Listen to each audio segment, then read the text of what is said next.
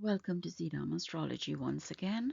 This is your reading for the Earth Trine, all ascendants of the Earth Trine, comprising Taurus, Virgo, and Capricorn. Earth Trine, this is your reading for December 2022 from Zidam Astrology in regard to what is the potential for that month for you. And just as a recall, remember the Earth Trine consists of Taurus, Virgo, and Capricorn. So let's see what your past is all about. We have the gentleman, we have the three, and book. So 28, 5, and 26. And a gentleman from your past, there's a deeply rooted secret or, knowledge about this gentleman who affects you.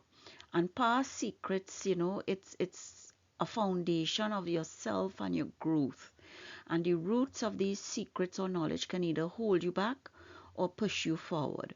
So, what is the change that you need to understand his reality and influence on your life, on your family? What does his secrets have to do with you? How do they affect you? These are all things that will crop up in your past that you would have to think about and understand how deeply rooted his influence and his secrets that you may come about. It could be negative, it could be positive. Think about this gentleman from your past and what he means to you and what he brings to your present. And then let us see what the present is all about. The present, you have the sun, heart, and anchor. Wow.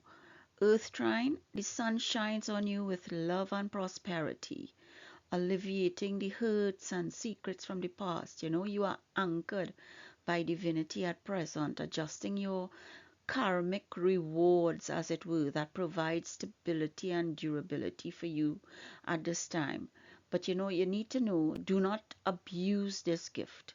Accept it for what it is and step on the foundation with grace and humility. Do not boast. Check your ego at the door, as we say, and relish this time. So those secrets from the past that are deeply rooted has given you strength. You have become that strong person with a heart full of gold that is anchored in stability or restraint from the past in probably accepting or embracing the hurt or the positivities from this gentleman, and the secrets and the knowledge that he brings to you has brought you the sun, has brought you love, has brought you this anchor that gives you that proper foundation for you to step off from. And this is, it's really a good time for you. Relish it. And then we have the fox, the cross, and the whip, so that your future, there are some things you still have to get through, because these secrets are here now. This knowledge is here for you. The book has been opened and you are reading it. Things are coming to you, people are bringing messages to you, and you don't have to be manipulated by the cross that you see. Find your balance and understand there are many roads that can see you to your goal. Do not beat yourself up about what could have been or the opportunities you may have missed. You have life, liberty, and love. Move on. The whip is there to tell you that you have beaten up yourself a lot. You have seen a lot of things, and this is, and if I read it in another way, when I look across here, all of these cards carry clubs, and clubs in tarot, as we know, speak about work, speak about business, speak about your career, speak about your profession, so that you may have missed some opportunities in your job, you have missed some goals, some career um, issues or promotions in your job, because somebody has been manipulating the knowledge and the facts. But it was your cross to bear, that was your destiny, your fate, more than likely. But don't beat yourself up about it. It wasn't something that you could have um, avoided. It was in your fate for you to have these things done against you or for you to understand that you are presently in the sun with a heart full of gold, with stable and durable foundation. Understand that, you have learned something from it. It was better for you. It was better for you that these people manipulated whatever the facts were, whatever the secrets were, whatever the knowledge was. But the book is now going to be opened, and you don't need to beat yourself up about it. That cross you had to bear, you are thinking about it, but it has been passed. You have done that, been there, done that, as I say in my transit readings when these things come up. So that don't beat yourself up about it. Let us see what the deities say. And the deities here is seven sisters, creativity. The element is air, and the message that comes out from the seven sisters is all about creativity. You know, do not be stuck thinking you have reached the end of the road. Be creative and conjure the power to take you further than you are. You are one among seven powers that gives you creativity. You're not alone. You know, you're not alone. And the seven sisters comes from the seven powerful psychic sisters from the New Orleans in the US. Marie Laveau, who had 15 children. And these are seven sisters who had the power, who had the creative sources to, see people's future and read them, understand that not everybody is good or nice. And then there were thoughts too that the seven sisters is really one, because there's only one sister carried the name of the mother, Marie Laveau II.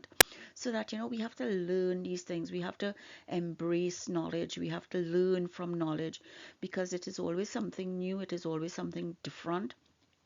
And the cultural orientation of other places and countries gives you a heads up that you can think differently, you can think outside the box, you can be creative, so that do not be stuck, be creative. And the verse from the Bhagavad Gita comes from the chapter 3 verse 13, which is all about the yoga of action, sacrificial offerings. And the verse says, the spiritually minded who eat food that is first offered in sacrifice are released from all kinds of sin. Others who cook food for their own enjoyment verily eat only sin. And this is really telling you that, always offer something to God, always pray, understand that there's a divine presence that you have to acknowledge, who gives you that power of creativity. Because, in the Vedic tradition, food is cooked with the consciousness that the meal is for the pleasure of God, of Bhagwan. And a portion of the food item is then put in a plate, and a verbal or mental prayer is made for the Lord to come and eat it. So that after this offering of the food in the plate, it is considered prasad, or the grace of God. And all the food in the plate and the pots is then accepted as God's grace and eaten in that consciousness. So, you follow that tradition. And this is not only for Vedic or Hindu, because the Christian religion follows the sacrament of the Eucharist, where bread and wine are consecrated and then offered to persons to partake of it. So that, um, Sri Krishna in the Vedic astrology tells us that this verse is a sacrifice to God. It releases our sins, because we have offered something, we have shared our bounty. We have not only hoarded and become greedy, so that we are not going to eat food with committing sin, because we have offered the food for it to be consecrated. So that, share what you have, understand you can be creative, accept the Lord in your life, however you may be accepting that Lord, mentally, verbally, going to church, putting your, as we say in the Caribbean, putting on your dandan on a Sunday and going to church and, praising God among a group, or to yourself. I believe that God is everywhere, and you can pray to God in any form and fashion. So that this is the message for you, Trine.